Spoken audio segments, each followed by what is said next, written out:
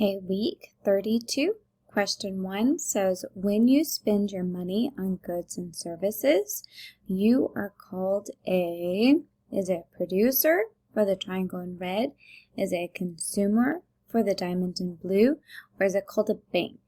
So when you spend your money on goods and services, what is it called? Question 2, which of the following examples is a service? So Kim bought a puppy. Is that a service? Jason paid for a new game. Is that a service? Or David mowed his neighbor's lawn. What is an example of service? If we need an item from a community that is far away, we will most likely, order it on the internet and have it mailed to us, travel there on an airplane to buy it, or ask a friend to fly there and get it for us.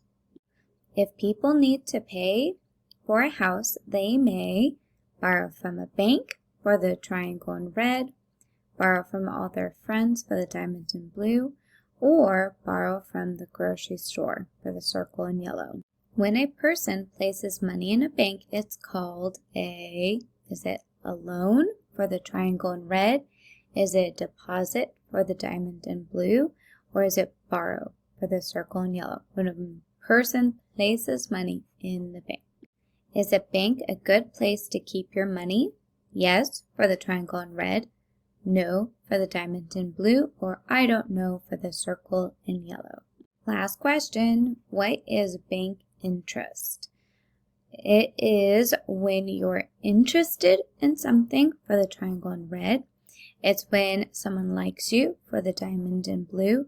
Or it's when the bank pays you for keeping your money there. What is bank interest?